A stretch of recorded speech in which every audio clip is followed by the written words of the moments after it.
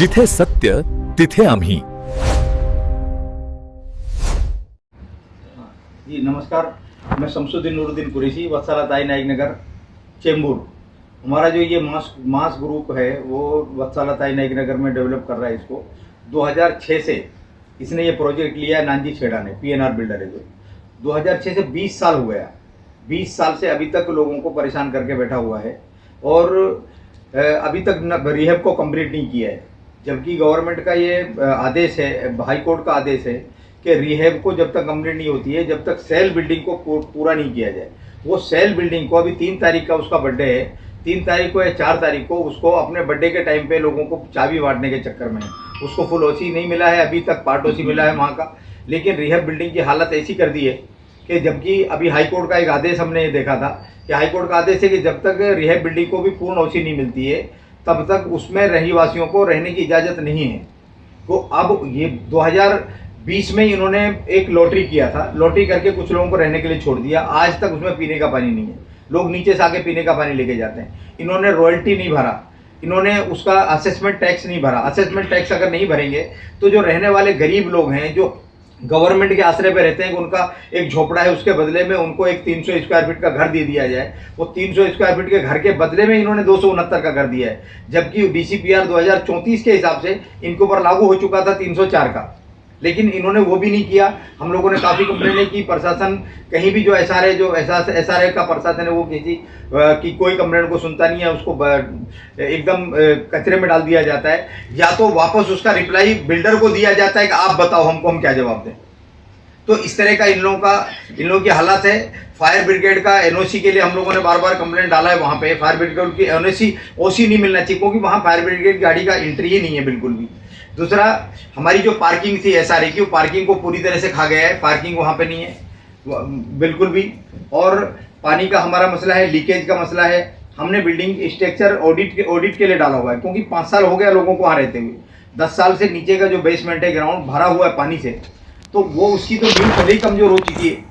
तो अभी उसकी बिल्डिंग की ऑडिट के लिए हमने वहाँ डाला है. अधिकांश हमारी ये रिक्वेस्ट है कि बिल्डिंग के लिए हमको ऑडिटर अपॉइंट किया जाए जो स्ट्रक्चर ऑडिट करना है. दूसरा, इंस्पेक्शन के लिए हमने एक रिपोर्ट डाली हुई है. बिल्डिंग की इंस्पेक्शन कराइए, उसके बाद आप ओसी दीजिए कि वो रहने लायक है, जो चीज़ें हैं वो पूरी की गई है कि नहीं की गई.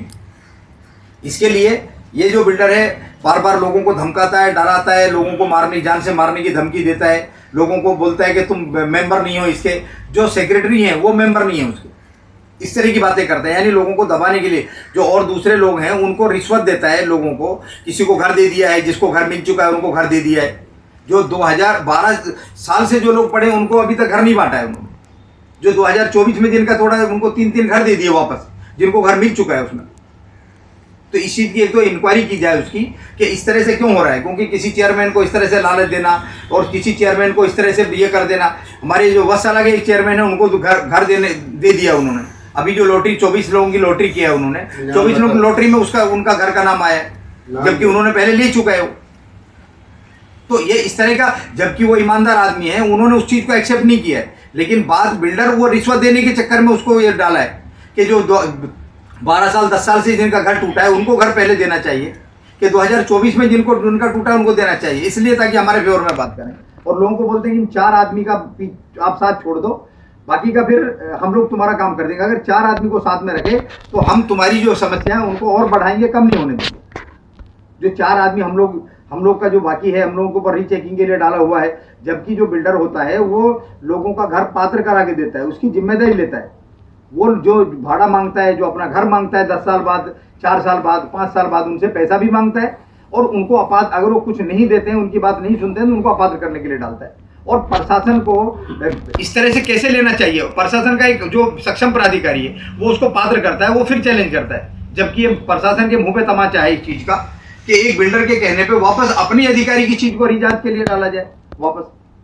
तो ये बिल्कुल ठीक नहीं है. हमारी मुख्यमंत्री से, उप मुख्यमंत्री से, गृह निर्माण सचिव से और खास करके सीओ साहब से, जो ये एसआरए के माई बाप हैं, इन लोगों से ये रिक्वेस्ट है कि ऐसे जो फ्रॉड और जो चीटर बिल्डर है इन लोगों से लोगों को बचाओ. हाँ, लोगों को बचाइए. और लोगों का लोग आपकी तरफ देख रहे हैं कि किसी भी तरह से हमको न्याय मिले. ताकि हम लोग अपने घर में बच जाएं। हमारे बच्चे पढ़ाई से वंचित रह गए, हमारी रोजी आजीविका खत्म हो गई, क्योंकि हम रोज इसी में लगे रहते हैं। एक कमरे में बनाते हैं, सारे जाते हैं, फिर उसका फॉलोअप लेते हैं, फिर वो ये टेबल से वो टेबल, वो टेबल से वो टेबल, इसी तरह से घुमाया जाता है। तो हमारी ये दरख्वास्त है सारे अधिकारियों से और सीएम से और उप मुख्यमंत्री जी से कि आप लोगों ने बड़ी अच्छी स्कीम बनाई थी, लेकिन ये अच्छी स्कीम लोगों के लिए एक जानलेवा स्कीम बन चुकी है। लोग सोच रहे हैं कि आत्महत्या बेहतर है इससे अच्छा। तो ऐसे बिल्डरों पर लगाम लगाई जाए, इनके ऊपर इनकी जल्द से जल्द इंक्वायरी की जाए कि 20 साल से ये लोगों के ऊपर बैठे क्यों हैं। अब तक 20 साल से क्यों पूरा नहीं किया प्रोजेक्ट, ऐसे बिल्डरों को हटाया क्यों नहीं गया अभी तक। जय हिंद, जय महाराष्ट्र। सर, मैं अफजल हुसैन अंसारी बोल रहा हूँ, उसला ताइज नाइक नगर से। हमारा डेवलपर जो है पीएनआर बिल्डर नानी छेड़ा है। पीएनआर बिल्डर नानी छेड़ा है। डेवलपर जो मास ग्रेस है अतौला अंसारी करके है। वो उनका जो रेरा ख़त्म हो गया, 4 महीना हो गया रेरा ख़त्म हो गया। उनके काम जो है सेल का बहुत तेज़ी से काम कर रहे हैं जल्दी जल्दी। और उसके बाद में कल हम लोग कुछ लोग गए थे, कमेटी वाले भी उनके पास लेके कि भाई ये हमारा काम है। तो उन्होंने मेरे को बोला कि मैं तू अपात्र है तो मत बोल।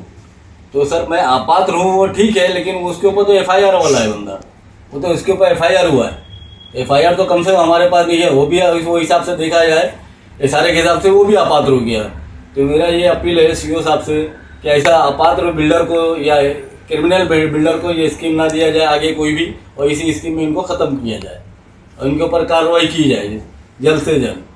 और लोगों का काम जो भी है, बिल्डिंग का काम, लोगों का पूरा जितना भी बिल्डिंग है 19 माले तक पूरा लीकेज है, पूरा बिल्डिंग पूरा झरझर है। और फायर ब्रिगेड का वो भी नहीं घूम सकता है, फायर ब्रिगेड भी घूम सकती है, उसकी एनओसी इनके पास है, मिली है तो गलत तरीके से मिली है। तो और दूसरी बात ये है कि बावनकुले मैडम ने जो ऑडिटर दिया है वो 2 महीना से ज़्यादा हो गया है, लेकिन ऑडिटर आने के लिए तैयार नहीं है। वो खाली वो अपना काम मेरे को बोलता है आप जमा करो, आप इकट्ठा करो, ये करो वो करो, पगार वो लेगा, काम हमको लगा रहा है। आज तक के वो आया नहीं तो बावनकुले मैडम को मेरा बोलना है कि जरा ऑडिटर का हमारे को भेजो। और सीओ साहब से भी अपील है कि हमको जो है हम रहवासी को सपोर्ट करें। ओके, मेरा कहना चाहता, धन्यवाद।